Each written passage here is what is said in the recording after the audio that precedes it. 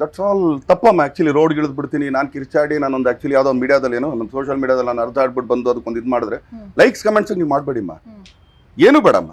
ನಿಮ್ಮೂರಲ್ಲಿ ಈಗ ಆ್ಯಕ್ಚುಲಿ ನಮ್ಮ ಡಿ ಕಂಪ್ನಿದೊಂದು ಕೆಲಸ ಹೇಳ್ತೀನಮ್ಮ.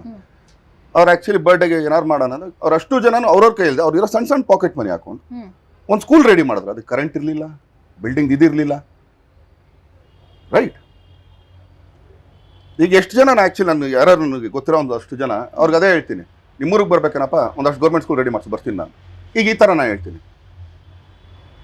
ಮಾಡ್ಬೋದಲ್ಲ ರೆಡಿ ಆದ್ಮೇಲೆ ಒಂದು ವಿಸಿಟ್. ಹಾಂ ಖಂಡಿತ ಸರ್ ಮಾಡಬಹುದು. ಯಾರು ಹೋಗ್ಲಿ ದರ್ಶನ್ ಬರ್ತಾನ ಅನ್ಕೋಸ್ಕರ ರೆಡಿ ಮಾಡ್ತಾರಲ್ಲಮ್ಮ. ಹೌದು, ಸೂಪರ್ ಐಡಿಯಾ. ಅದಕ್ಕೆಲ್ಲ ನೀವು ಸ್ಟ್ರೈಕ್ ಮಾಡೋದು ನೋ ದಟ್ಸ್ ಆಲ್ ಚೀಪ್ ಅಮ್ಮ. ಈಗ ಸ್ಟ್ರೈಕ್ ಮಾಡಿ ನಾಲ್ಕು ಗಾಡಿ ಹೊಡೆದು ಹಾಕ್ಬಿಟ್ಟು ನಾನು ಇದು ಮಾಡ್ಬಿಡು ಓ ಈ ಆ ಹೂ ಅಂದ್ಕೊಡ್ರಿ, ಏನು ಅದರಲ್ಲಿ ಬರೀ ಬಾಯಿಲಷ್ಟೇ ಆಗುತ್ತೆ, ಕೆಲಸ ಆಗಲ್ಲ ಅವಾಗ.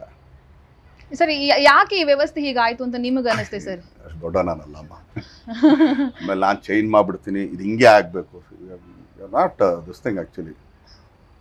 ಅದು ಅವ್ರು ಕಲ್ತ್ಕೋಬೇಕು. ಆಮೇಲೆ ಇವತ್ತು ಹೌದು, ಇವತ್ತು ಒಂದೇನಾಗಿದೆ, ರಾಜಕೀಯ ಇಟ್ಸ್ ಎ ಬಿಸ್ನೆಸ್. ಇಷ್ಟೆಲ್ಲ ನಾವು ಮಾತಾಡ್ತೀವಿ, ನೀವು ಕೇಳ್ತೀರ, ಎಲ್ಲ ಮಾಡ್ತೀರಾ.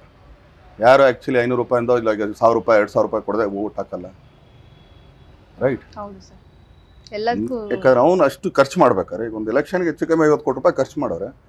ಅವ್ನು ಮಿನಿಮಮ್ ಇಲ್ಲ ಅಂದರೆ 150 ಕೋಟಿ ನೆಕ್ಸ್ಟ್ ಎಲೆಕ್ಷನ್ ಮಾಡ್ಕೊಳ್ಬೇಕು ಅವನು. ಯಾಕಂದರೆ ಈ ಸಲ 50 ಕೋಟಿ ಆಗುತ್ತೆ, ನೆಕ್ಸ್ಟ್ 75 ಕೋಟಿ ಆಗುತ್ತೆ ಅವ್ನ ಖರ್ಚು.